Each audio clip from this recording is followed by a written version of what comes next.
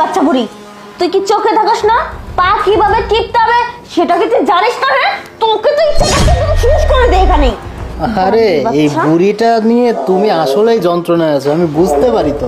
শোনো, এই বুড়িকে লাত্তি মেরে বাড়ি থেকে বের করে দাও না, বের করে দিলেই তো সব ঝামেলা মিটে যায়। আরে বের তো করবে, একটু সময়ের প্রয়োজন আছে, কিন্তু ও এত খাবার খায় কিন্তু কাজ এত নীরব কেন? হ্যাঁ, তুই ভালো করে পা টিপতে পারিস না?